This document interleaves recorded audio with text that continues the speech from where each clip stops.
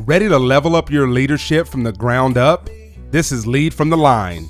Here's your host, Coach Mac. Coach Mac, Coach Mac, here is your host, Coach Mac, Coach Mac.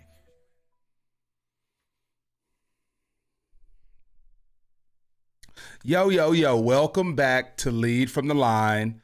I am your host, Coach Mac. And so last week we talked about the car ride home and the emotional safety that our kids need when they've played their heart out and they've climbed in that car with us, the people who are supposed to be their safe space. We also talked about how an athlete's cortisol levels are elevated after they have played in a game and given their all. And so the last thing that athlete needs is constructive criticism. They need that time to just relax, and they don't need to be grilled on their performance. And we also implemented the challenge of a 24-hour rule. Do not talk about the game until 24 hours after. If it does come up, make sure your kids are leading that conversation. So before we dive into today's episode, if you're listening to this and you hear and you see that follow button, go ahead and smash it so you can stay up to date on any new episodes. Also, if you're watching and you see that subscribe button and that bell notification, go ahead and click both of those as well. Just keeps you up to date on anything that we're posting. And as a small content creator, we truly appreciate. I appreciate you hitting all those buttons. And so also, if you have other social medias, in the bio will be links to Facebook, Instagram, and TikTok. Wherever you want to see clips between episodes, click in and make sure you subscribe and just stay up to date there. So today what we're going to talk about is we're going to talk about early sampling versus early specialization. And we got a couple examples of what that looks like. And then we'll dive into studies that kind of show the difference of the two. And so we'll start off by talking about the Tiger Woods myth. And what's really cool about that is we've all heard the stories that Tiger Woods was putting at age 2. When I think about Tiger Woods, I am not the biggest golf fan, but I can vividly remember Sunday Tiger in that red polo and hitting some of those incredible putts and shots that he hit to go along with the fist pump, right?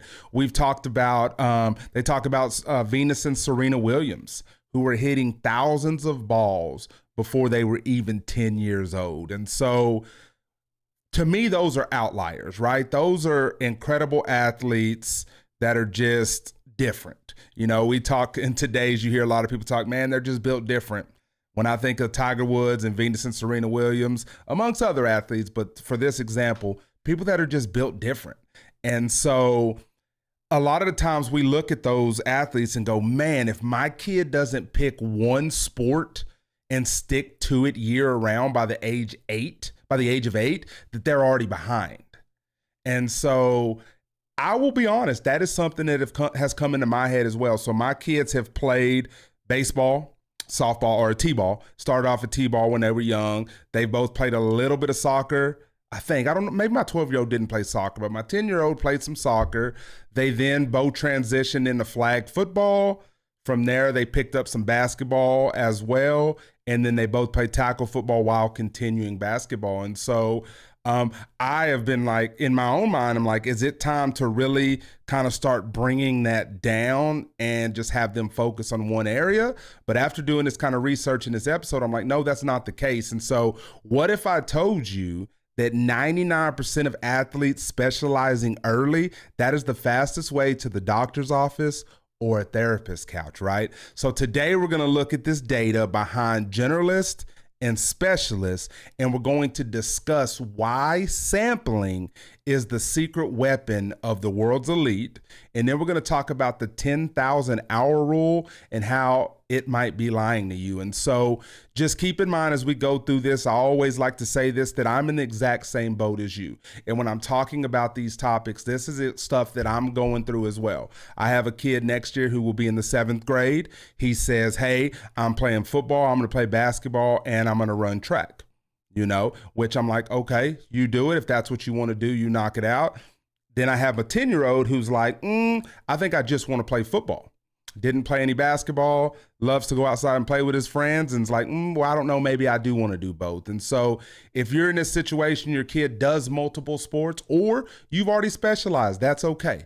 Just kind of listen as we go through this and take from this episode whatever you want, and then share it with somebody, and we can go from there. And so we're also now going to talk about the Roger Federer Effect. So we've talked about Tiger Woods and Venus and Serena. So this is the other side of the Tiger Woods coin and the other side of the Williams sisters coin. Roger Federer played everything. He played soccer, he played badminton, he played basketball. He didn't drop those other sports to focus on tennis until he was a teenager. And so in sports science, this is what they call early sampling. Why this works, it's because there's transferable skills. So a soccer player learns field vision that helps them as a point guard in basketball. So when you're playing soccer, you've got to be able to dribble down the field, set your teammates up to score, or just to get them in a better position and move the ball up the field, where just is the same thing as a point guard. A point guard controls the offense and makes those plays, has to be able to see the court and find their open teammates at any given moment. And so playing those two sports, you're able to get some type of skills that can be used in both. And then a gymnast, right, learns body control. The gymnast can do all their flips and tumbles and things like that. And that could help them if they, for instance, want to be a diver, or even if they want to get out and play soccer, they have the ability to run and be flexible and to get around the field like they need to. And so the good thing about this is that we talk about movement literacy. And so when a kid only plays baseball, they only know baseball movements. And you sit there, and I was thinking about this. I'm like, okay, if you have a shortstop, he fields the ball. He's either going to throw to third base, he's going to throw to second, run and touch the bag at second, throw to first, throw home, right? There's really the same movement. Now, I understand the balls never hit the same way, and they've got to adjust and move and make great plays, dive to get some balls and things like that. But that's the only movement a baseball player knows, if that's the only sport they play. And so they move in one plane. And so this creates what we call athletic silos. And so that's all they know is this. Okay. Doesn't mean they can't pick up and do something else, but this is all their mind has done over and over again, the same repetitive movements of playing baseball. And so a study of Olympic athletes found that most didn't specialize until age 14 or 15. Okay. So if you're listening to this, you're like, okay, good. My kids are under that age. We haven't specialized. We're good at this moment. Yeah, me too, right? We're still playing multiple sports. But so the early bloomers, they specialized at age 10, and most of them peaked in high school and never made it to the podium. So that's something you really, really got to look at. Now, again, I'm not saying this is for everybody and everybody's kids fall into these categories. However, you got to start thinking about that. Have you seen the kids that play baseball year round? And imagine doing that from the time you're 5 years old up until whatever age, right? That is a lot of baseball. That's a lot of wear and tear. That's a lot of things going on the body. And so some of these kids, once they get to a point, they're like, I'm done. Like, I've already played so much. My heart's not in it anymore. This isn't what I want to do. And so you get those people who, fantastic athletes, and they just decide, man, I don't want to do it anymore. I had a friend like that growing up in high school. The kid was fantastic football player, so good at every other sport, right? Well, I was from a small town, so we played everything. And by the time this kid graduated, he could have went and ran track. He could have went and played basketball, or could have went and played football. But it was like, nope, I'm just going to go to school. The kid was just done at that point, right? Had already done so much athletic, everything. And then it was just like, I don't have anything left in that area. I just want to go to school, focus on this and go from there. And so, what we'll do now is we've talked about sampling. Sampling is just trying multiple sports, right? I think for me as a youth football coach, one of the best things that I do like the kids to play basketball, because I think basketball helps with lateral movement, right? Having to defend somebody. And I think, hey, I have a running back or I have a defensive back. That quick change can help them on the football field, right? Then I think I got a bigger kid. Well, the aspect of, blocking out and being physical can then help that lineman block on the football field or help that defensive lineman navigate through to make a play in the backfield. And so I think a lot of sports can transition and you can learn things. Hey, that baseball player, the hand-eye coordination of always catching a ball and hitting a ball can translate to that receiver that has to catch the ball or that quarterback that has to read the field. I think that early sampling and trying everything is good because it gives you different looks. And then when it does come time, maybe, hey, I'm going to specialize here. You've tried everything, right? And you have enough data, so to speak, on what your kid can do or what your kid can't do. And so we're going to talk about just the dark side of specialization. And so here's the thing. Why do we feel pressured to specialize? Have you ever felt that, like, golly, we got a baseball tournament, we got a football. We're going to have to choose one of these. We're going to have to eventually cut one of these off. We can't continue to do everything, but why do we feel that pressure? And they call this the youth sports industrial complex. I just was like, whoa. Travel teams and private coaches want you to commit year round because it's a business model. And so, but there's a cost when you do that. You have overuse injuries. So we are seeing, and this is crazy, Tommy John surgeries in 13-year-olds. ACL tears in 11-year-olds.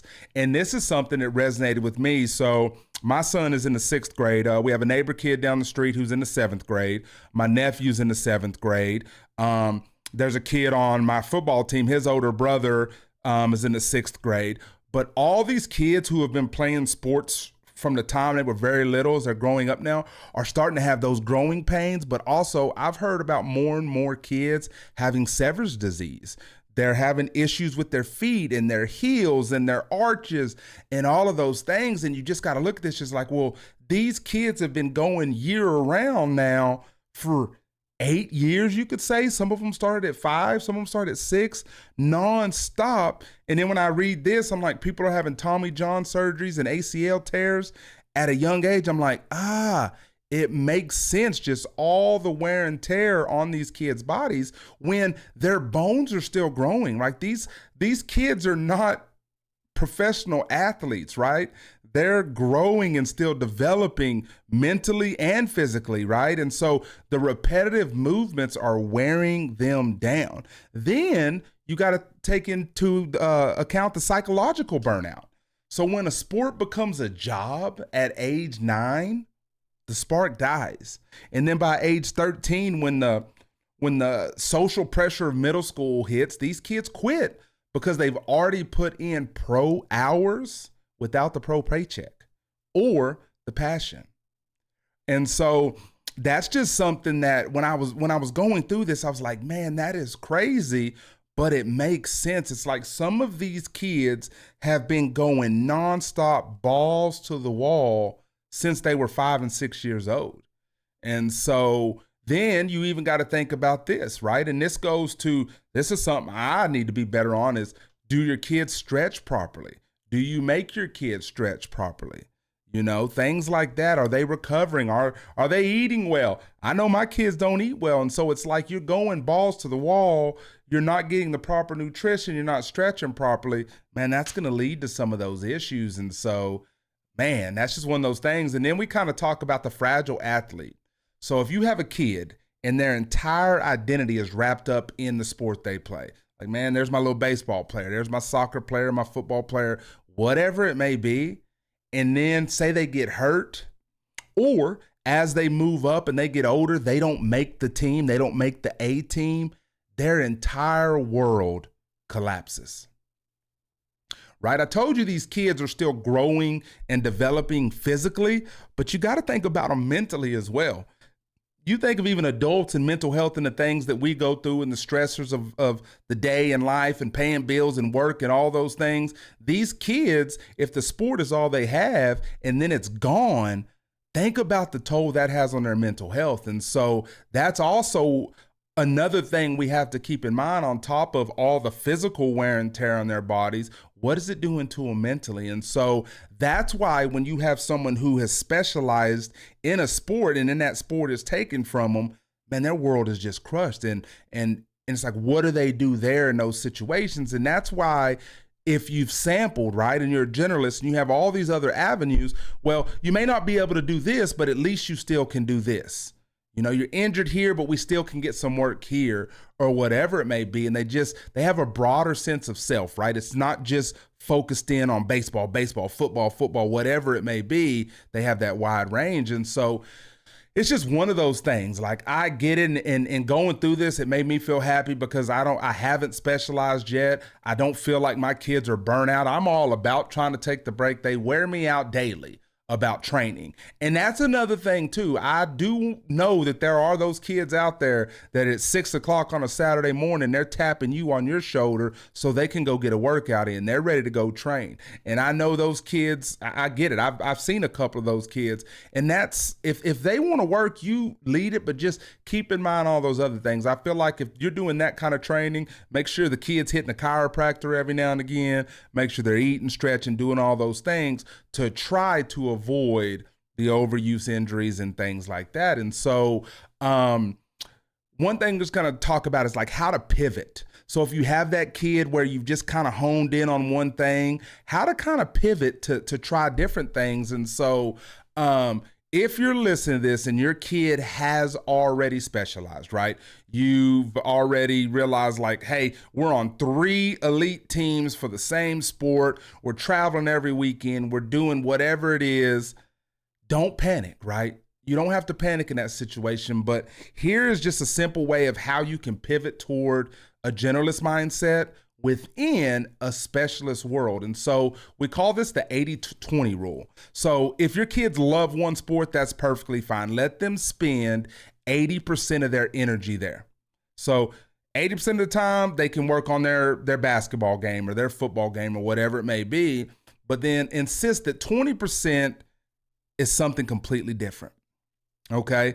And it could be something crazy, right? You have a football player and that's all they want to do, man. Take them to a yoga class. I know it sounds crazy, but it's something completely different, but it still is something that can benefit them on the football field. Help them learn how to stretch, help them do things, loosen up, get stronger in certain areas. That can benefit them, right? You have that baseball player, man, take him to do dance class. Who knows? Like something. I know it sounds crazy, but there's so many different things that you can do that can benefit your kids, still while having them focus on that thing that's most important to them, right? Hey, let the kid play outside. Like your kid, hey, I want you to go play with your friends, go ride your bikes. I don't want you to play a sport. I just want you to go ride around the neighborhood, go hang out. Y'all go do stuff. Take your mind off the sport for a little bit. It's okay. I'm giving you permission to do it. You're not going to miss out on anything by being a kid at times, right? You don't want these kids to be, man, I'm 10 years old and all I can do is football. All I can do is this. I can't even go play with my friends because I got to do this. Man, that's crazy. Let these kids be kids, because us as adults, there's sometimes, trust me, I know there's days where it's like, man, I wish I could go back to that.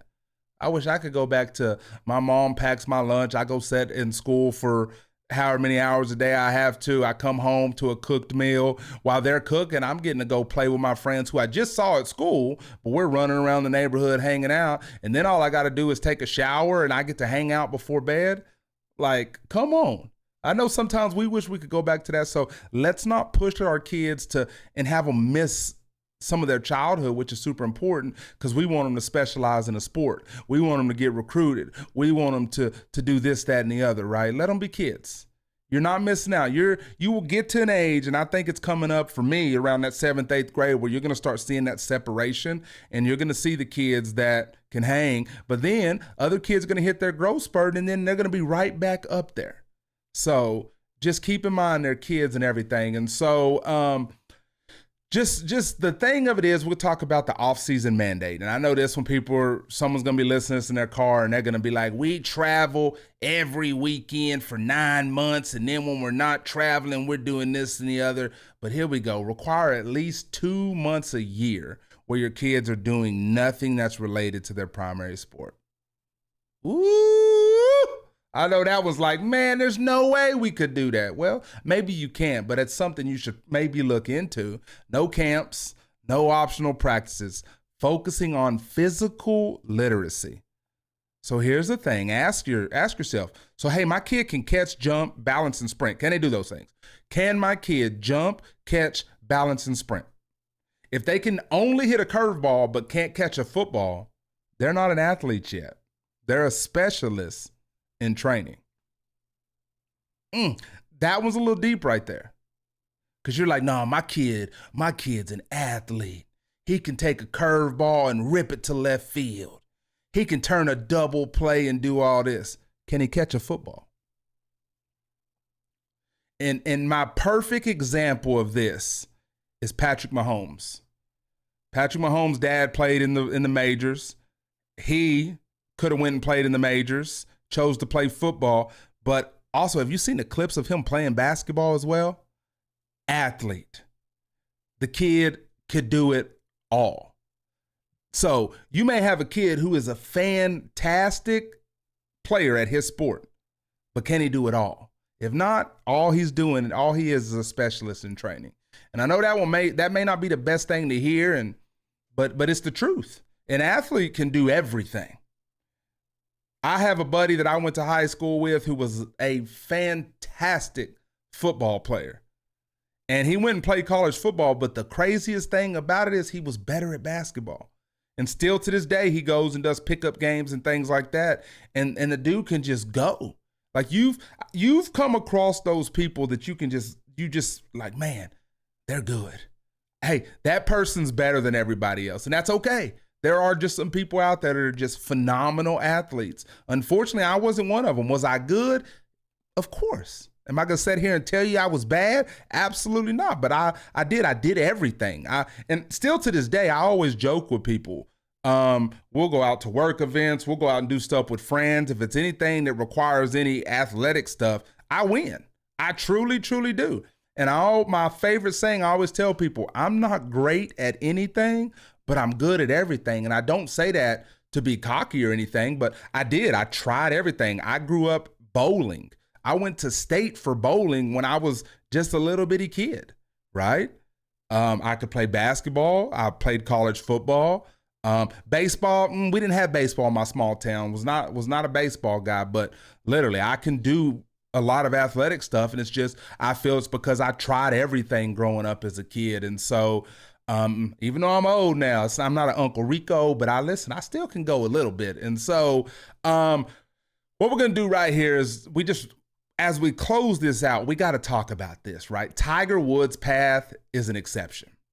It's not a rule, right? There's some fantastic golfers out there, but to me, when I think of golf, it's Tiger Woods. You know, I understand Jack Nicklaus. I understand all the other people, but man, when Tiger was Tiger, that was it. He was the greatest golfer, period. And so not everybody's going to be that. And so if you want your child to be an elite performer at the age of 20, you got to let them be a messy athlete at the age of 10. You've got to let them, hey, fantastic football player, but he can't play a lick of basketball, but I'm going to put him out there because I know the benefits. And one, it helps him continue to work with kids his age to have good sportsmanship, be a team player, but it's also going to help him with his side-to-side lateral movement, right? But you coach that kid and you let that kid try and you let that kid fail. You don't coach him the same way if it's his primary sport, right? But you give him the opportunity to try something different. And so it's okay to let him be messy. It's okay. Man, that kid can run a football, but he sure cannot hit a baseball. And that's okay. Let them try different things. And so every week we're going to kind of try to do an action plan. And so this week's action plan is audit your schedule. Look at your schedule for the next 6 months and see if there's a window for a sampling activity. Is there an opportunity for your star football player to try a different sport? Can he go do wrestling? That's a good one. Can he go do some MMA and learn some other things, get some strength in there?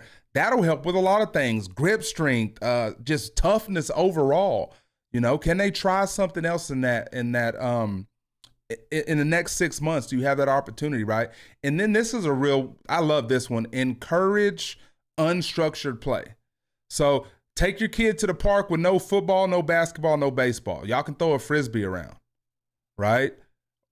Kick a soccer ball around, do something. Or again, as I mentioned earlier, just go around and ride a bike. Do something different, so they just don't. I know my kids, every time they step outside, it turns into a competition. They're out there playing the basketball pickup game, championship game 99 for the champion. I'm just like, why? And then I'll go out there sometime, well, we won, my team won the game, and I always pop out there and be like, nobody won.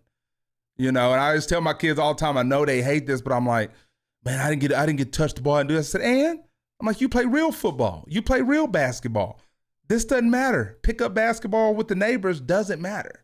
So that's just another thing. Let them do something different. Let them explore different movements without a coach screaming instructions. That's, again, I got to reiterate that. If your kids never tried something else, don't coach them the same way you do on their primary sport. I'm going to say it again. Don't coach them the same way. Lower your expectation. Now, again, some kids are just athletes and they can do it all, but just let them try something and not have to be coached early on. And so, listen, the best athletes aren't the ones who started first. They're the ones that finished last because they never lost the joy for the game. It never became a job. They never lost the spark. They were never ridiculed or belittled or whatever word you want to use on that car ride home by their parents. You see what I'm saying? All this ties and goes hand in hand. Be that person your kids need to be, right? Help them in all areas. That includes letting them try other things. If you're the reason they're specialized and they're still very young, maybe you need to say, he's right. I need to try something different. And you don't got to listen to me, but the data, the ones that specialized, they didn't make it to the podium out of these Olympic athletes. And you're competing in the Olympics, you're the best of the best. So the ones that, they did everything and then they specialized later on in life, they made the podium. And so thanks again for joining me on this episode. So next week, we're going to talk about redefining championship culture and how to build those winning teams without losing your soul. So we will see you next time. I truly appreciate, as always, lead loud and lead proud, and we'll catch you on the next one. Peace. Thanks for joining us on Lead from the Line. If this episode helped you, share it with one person who needs to hear it today. Join the conversation on Facebook and Instagram, and we'll see you on the next one. No flags on the play, keep your vision alive. Fatherhood and football, that's how we survive.